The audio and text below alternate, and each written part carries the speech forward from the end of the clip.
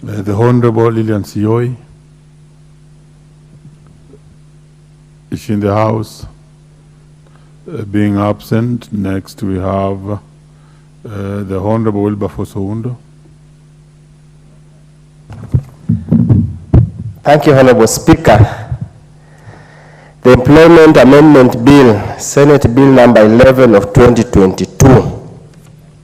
Honorable Speaker, when I perused through this bill, it reminded me a similar bill that came from Senate in the last term, sponsored by the current governor of Murang'a County. And it left me wondering, Honorable Speaker, that under Article 96 and in totality on the chapter on legislation, Senate is bestowed with very heavy load to protect the interests of the county and ensure devolution works. And also reminded me that again in the Constitution, Senate participates in lawmaking and only participates fully in matters to do with revenue distribution between the two levels of government. I was perplexed, astonished, and I got apprehensive that how can a whole Senate waste valuable time to debate and pass. And Speaker, if I wasn't in Parliament, I would do what we used to do when we were at the lecture halls, what we would tell the students. But since this is Parliament, and there's some issue of parliamentary and the rest, let me just say from the onset that this bill is a bill that I reject in totality. It is something that ought not even to have been allowed to see the floor of Parliament.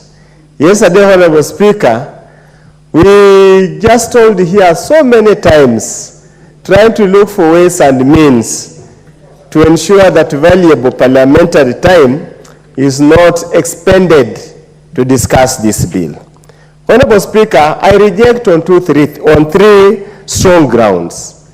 Number one, the issue of labor relationship in this country are so big, are so demanding, that the issue of conducting an employee after the so-called working hours does not rank anywhere in the order of priority. To a teacher who is teaching in Mandera, whether the deputy, whether a student calls or not, is not a priority to the teacher. To the work industrial area, is not a priority what time they can be conducted by the plant operator or the plant manager in an industry.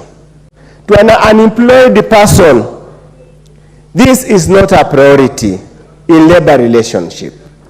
To an underpaid person who is hanging on the job that he has, this is not a priority.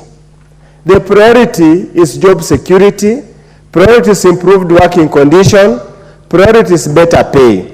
Priority is the ability to improve so that they can move to the next level. I would have wished an amendment to the Employment Act would have literally been directed towards that line. By directing us on mundane issues, hopelessly unproductive issues, is a terrible waste of national resources. Secondly, Honorable Speaker, I would have imagined, I'm told the sponsor of the bill is a young person, and like the old hogs like us who are here, is a young person. And I thought the young person have weaned themselves from this retrogressive and outdated mentality that working hours are fixed working hours.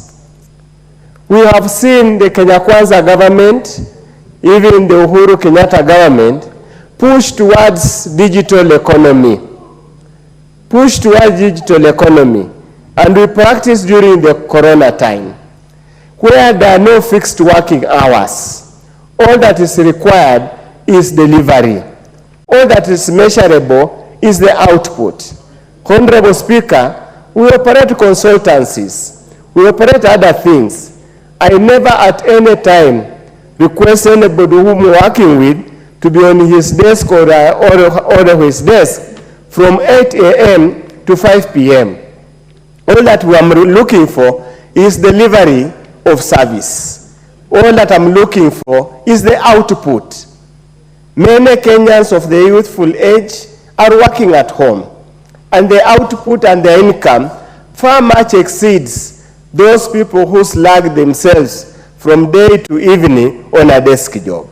Honorable Speaker, we go all over our constituencies telling our young people that the white-collar jobs are no longer there. The jobs you go to a desk, you are given a swinging chair, there is tea in a flask with the biscuits, with the flower vase, with a telephone extension on your desk, are long gone. We are telling them, create your own time, to work at your own free time, to make sure you put food on the table and meet your bills.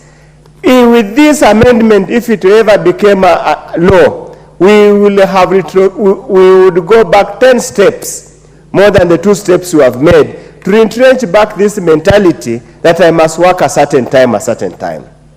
Honorable Speaker, it simply means, if, for example, we are here in Parliament and we have those extended working hours where we live here at midnight or so, when you get home, when you are hungry, your house girl or your house help will not cook for you because it's beyond working hours. You will sleep yawning, and the morning you might not be able to deliver. Even when you go to bed, you might turn the bed the whole night and unable to sleep and do that pertains to sleeping. Honorable Speaker, it also means the members of Parliament who are here, you will not call your fund accounts manager beyond 5, because he will tell you, sorry, it is beyond working hours. CHERARGEI bill says I should not pick your call, or he will contemptuously disconnect and at adunga, contemptuously, and you will do nothing. It means, Honorable Speaker, you will not call your doctor when you suddenly fall sick, because he will say it is beyond working hours. It means when there is an emergency, MOH will not call a nurse who is off duty to come and render services because it's off working hours, regardless of those essential services under Section 18 of the Employment Act.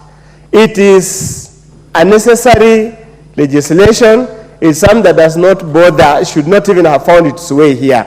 And these are some of the kind of the bills, Honorable Speaker.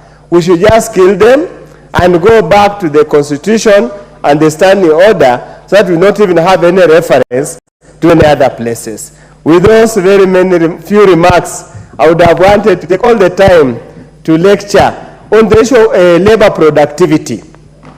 Kenya is said to be comparatively low labor productivity, to have a low labor productivity.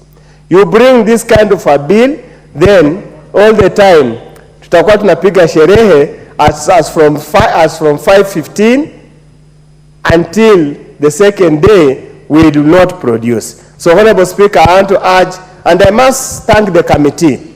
They were courageous enough and said reject in totality. I oppose and say the members of the National Assembly, we have more pressing issues, we have more important issues to deal with this country. Let's reject totality, and I oppose this bill. Thank you, Honorable Speaker. Very well.